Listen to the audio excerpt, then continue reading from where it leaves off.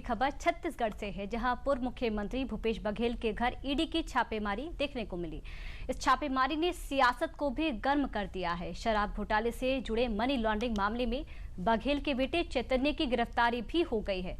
कांग्रेस ने इसे बदले की कार्रवाई बताया है। क्या है पूरी खबर, देखिए इस खास रिपोर्ट में।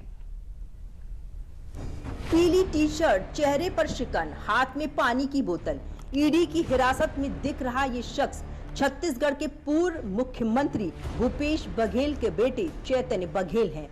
शुक्रवार को ही चैतन्य बघेल का जन्मदिन था। घर में जन्मदिन के जश्न की तैयारियां चल रही थी, लेकिन तभी आ पहुंची ईडी। छत्तीसगढ़ के बहुचर्चित शराब घोटाला मामले में जांच के लिए ईडी सुबह 6 बजे ही पूर्व मुख्यमंत्री भूपेश बघेल के घर आ धमकी। ईडी की टीम उनके भिलाई स्थित आवास पर पहुंची थी।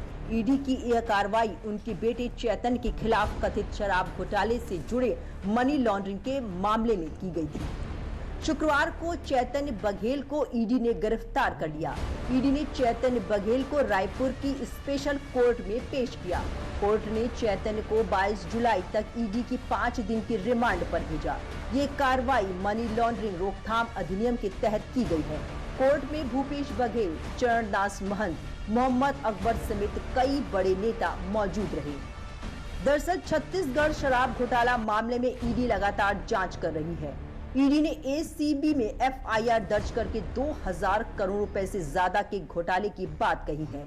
ईडी ने अपनी जांच में कहा है कि तत्कालीन भूपेश सरकार के कार्यकाल में आईएएस अफसर अनिल टुटेजा, आबकारी विभाग के एमडी एपी त्रिपाठी और कारोबारी अनवर देवर के सिंडिकेट के जरिए घोटालों को अंजाम दिया गया था।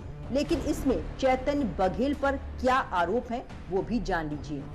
चैतन्य पर शराब घोटाले में बड़ा हिस्सा लेने के आरोप, कोल लेवी मामले में शामिल होने के आरोप, महादेव ऐप मामले में भी शामिल होने के आरोप, हवाला के जरिए से मनी लॉन्ड्रिंग करने के आरोप हैं।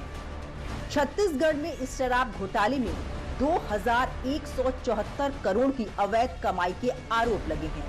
ईडी की जांच में सामने आया है कि बीते 3 सालों में करीब 60 लाख पेटी शराब अवैध रूप से बेची गई है, जिससे कथित तौर पर मोटी कमाई की गई है। इस पर पूरे सिंडिकेट में नेताओं, अधिकारियों और कारोबारियों की मिलीभगत के आरोप लगे हैं। इस पूरे रैकेट में कथित तौर पर किसको कितने पैसे मिले हैं, उसको भी जान लीजिए। नेता मंत्रियों को करीब 1392 करोड़ 45 लाख 39 हजार, 3 शराब डिस्टिलर्स करीब 358 करोड़ 65 लाख 32 हजार, अनवर ढेबर और अनिल टुटेजा 181 करोड़ 52 लाख 85 हजार, आबकारी विभाग 90 करोड़ 76 लाख 42 हजार 500, जिला आबकारी अधिकारी 90 करोड़ 76 लाख 42 हजार 500, विकास अग्रवाल और अरविंद सिंह 60 करोड़ 50 लाख 95 हजार। लेकिन इधर ईडी ने भूपेश बघेल के बेटे चैतन्य बघेल को हिरासत में लिया तो सियासी गलियारों में विरोध के सुर भी मुखर हो गए। भूपेश बघेल ने इसे सियासी साजिश करार दिया तो बघेल के आरोपों पर पलटवार करते हुए छत्तीसगढ़ के उप मुख्यमंत्री विजय शर्मा ने कहा कि ये केवल उनकी सरकार में भ्रष्टाचार में नवाचार का नतीजा है। आज तो विधानसभा में अडानी का मामला उठना है और अपने मालिक को खुश करने के लिए मोदी और शाह ने ईडी मेरे घर भेज दिया है। हम लोग डरने वाले नहीं हैं, न झुकने वाले हैं। ईडी का क्या मसला है मुझे तो नहीं मालूम है, सेंट्रल की एजेंसी है, वो ही बताएंगे। परंतु जन जन का चर्चा का जो विषय है, किसी को भ्रमित वो कर नहीं पाएंगे। जिस तरह का भ्रष्टाचार किया गया है, भ्रष्टाचार में नवाचार किए गए हैं, भ्रष्टाचार में ब्रॉडकास्टिंग की गई है, भ्रष्टाचार एक्सपोर्ट किया गया है, कॉन्सेप्ट सब जानते हैं वे। तो इसलिए होगा उसको ऐसे बोल करके भ्रम में नहीं डाल सकते वो किसी को। हम राजनीतिक बयानबाजी कुछ कोई कर ले। जहां आपके घर आई थी कि ईडी नहीं आई थी? भाई नहीं है कोई मामला तो नहीं आई थी, कोई मामला होगा तो आती।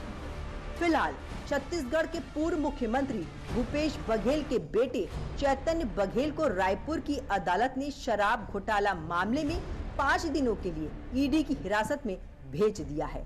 अब इस जांच की आंच बघेल एंड फैमिली के कौन कौन से राज उगलवाती है, ये भी जल्द पता चल जाएगा।